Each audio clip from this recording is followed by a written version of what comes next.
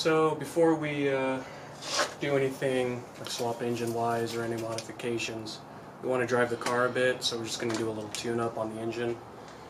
And just a reminder, it's a 1.5 liter, so you know, nothing performance, but just a little D series. Yeah, just something to make sure it doesn't blow up, I guess, while we're driving. Yeah, and we gotta do emissions too, so yeah, so anything will help. So yeah, just got some spark plug wires, got a distributor cap and rotor, oil filter and oil, and then some spark plugs.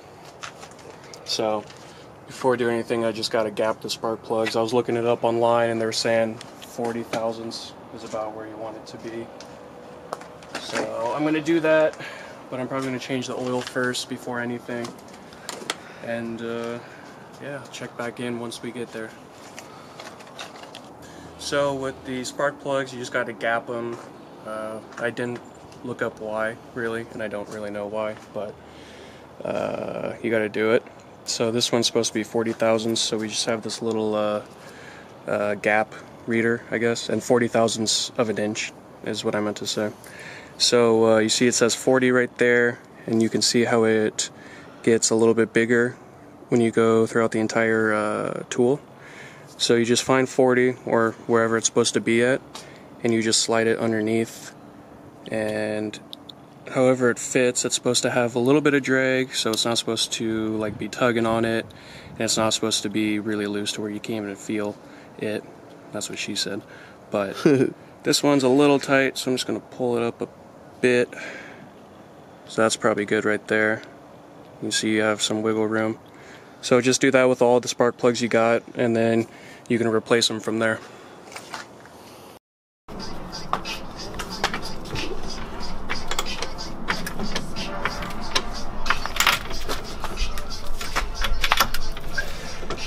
Brick life.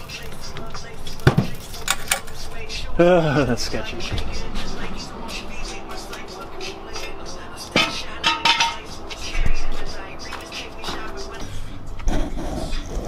Well, I'm underneath the car now, about to change the oil.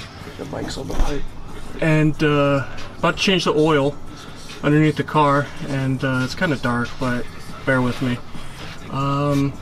It's pretty much the same idea as the Acura, where if you go underneath, you have your tranny right here, and then you have your exhaust, and then you have your oil pan right there. And that bolt on the back is the one you're going to want to take off. Oil will drain out, and then the filter is it's right up there. I don't know if you can see it, but it's an orange filter. You'll see it. It's right above the axle. So you just take the bolt out, drain it, put the bolt back in, change the filter, and you just add some more oil, and then you should be good to go for the oil change. There we go.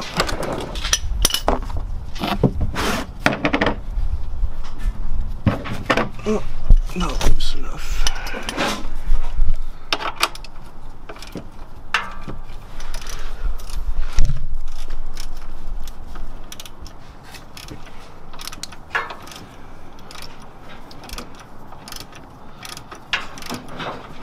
And again, you should probably get new crush washers every time you do this, but we're not going to be doing this for long, so it'll be fine.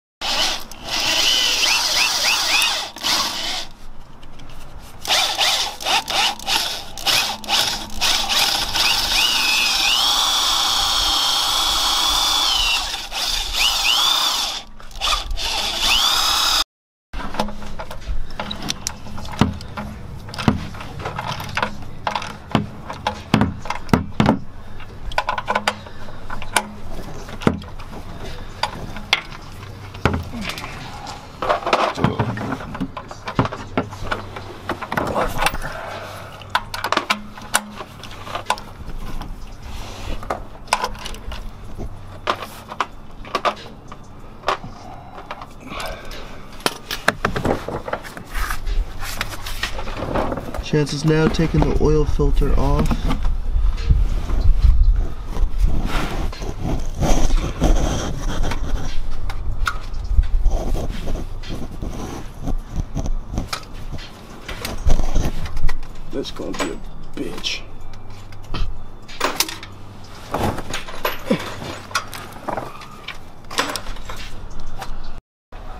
And there's the oil filter. The orange thing right there. You can see it from the top of the engine bay a lot better than you can from the bottom. At least on camera. Did someone step on the brakes? So this is the new filter, but with the old one, it's in the block like this. So to get the old one out, you get this tool. And you wrap it around, and then from here you can pull it, so that way it's all tight and it won't be able to slip. And then you just righty-tighty, lefty-loosey it, and then from there it should come off. If it crushes it, don't worry, because you're of course replacing it. And then with the new one, you'll just dip your finger in some oil and then lube up the seal. The oil filter. Yeah, lube up the seal of the filter and to help set it. So that's what I'm going to do now.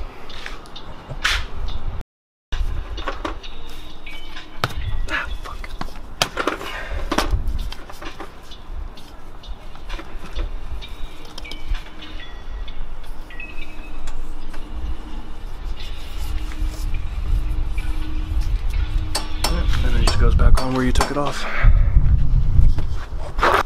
If you lose the spot where you took out the filter, you can just look in the general area, and if you see like a little spout looking thing with some threads on it, that usually is it.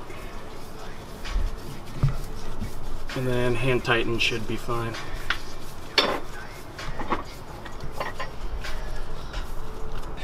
Alright, 3.8 liters. For the 1.5 liter D series. With the new filter.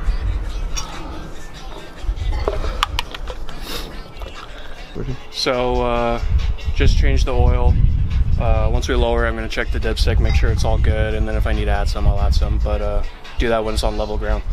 After that, or before that, after the oil change, I'm taking off the spark plug wires, and then they literally just pop out, so there shouldn't be an issue there. But there's a specific order that you have to put them in. So I'm gonna figure that out once I get the new ones. Well, we have them, but once I put them in. And then spark plugs are down in there. You just get a socket, unscrew them. And then I like to keep these plastic clips because it keeps things nice and neat. That one's screwed onto there, so that's fine. And then on the distributor cap, they just pull out, so you don't got to unscrew anything there. Pop right off. Remember, kids never pull out. No, I'm just kidding. And then after I take those wires out, I'm going to take off the distributor cap. It's just this couple of screws. Looks like 1, 2, and 3. For the cap, at least, you don't need to unplug anything. These just plug into the actual distributor itself. Where are the screws at? One right here, one down there, 2, and then one right back there. It's kind of hiding. And that looks like to be... Oh, I can just use a screwdriver there. So I'm just using a wrench to break it loose. And then I'll get a like a little power tool or something to unscrew them all the way. But the screwdriver wasn't working; it was just starting to strip it as soon as I tried. So. And we're taking off the distributor cap.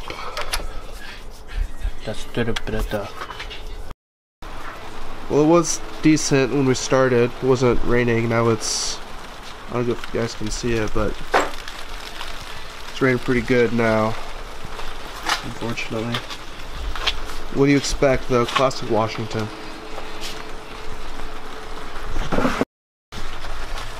So here's the cap.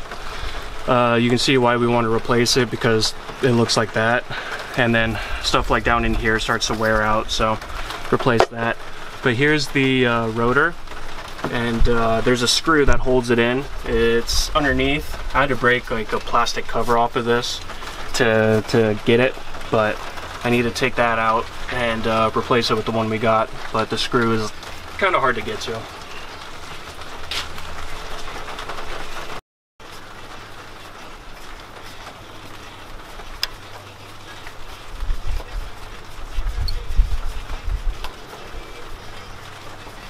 And ours didn't come with or come with a replacement screw, so I'll just be reusing it.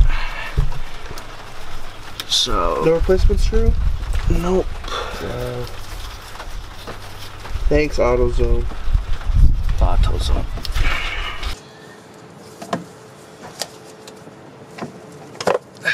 So I guess it was just stuck on there quite heavily. That's the rotor for the distributor. And then new one just goes back on same way as before. Make sure it just goes in the same position it was in when you took the other one off. And then you put in the screw, and then that's the rotor. And you just re-screw the cap back in. Oh, and we forgot to mention, for safety reasons, they recommend to disconnect your battery to reduce the chance of electrical shock. We feel the need to tell you guys that we didn't disconnect the battery because, yeah, we didn't disconnect the battery, but the more you know. There's just a little gasket around the outside. You can see the little indentation where it goes in there, but the one you get should come with one, so you just replace it. Pop it off, put the new one on, call it a day. Yeah. Okay. See. And I'm just putting the new cap back on. It goes on the same way as you took off the other one. It should come with its own screws. So screw it on, and then you put on the spark plug wires after we change the spark plugs. So put this in, spark plugs, and then the wires, and then we should be done for the day. So taking the spark plugs out, a lot of sockets I tried won't fit in here. And I looked up online, and apparently for the 1.5 D series, a 5/8 works to take it out. And I tried it, and it works. So that's what I'm using right now. So we just pop out the 4 spark plugs. Put the new ones in after you already gap them, and then put the wires in, and then we're good to go.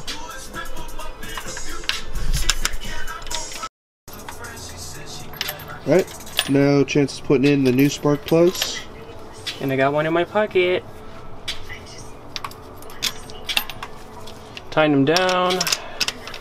Put the new covers back in, or wires. And that should be it. And then with the new wires, they should be the same length as your other ones. And then they all go in a certain order. And I'm not sure which one actually goes where, so I'm gonna look that up and then I'll get back to you. When you do a tune-up, it's probably a good idea to check all your fluids, or definitely check all your fluids. We checked our radiator.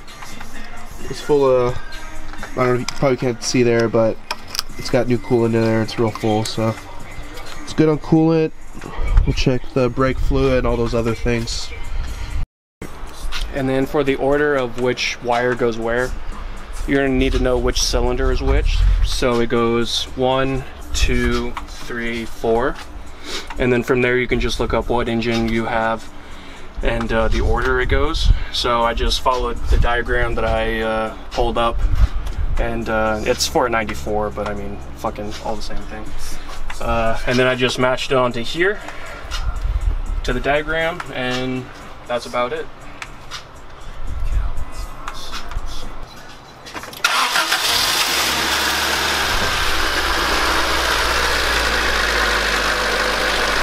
Started up perfectly fine.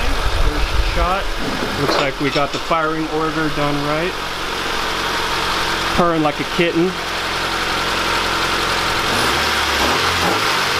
Oh yeah. Look at those motor mounts.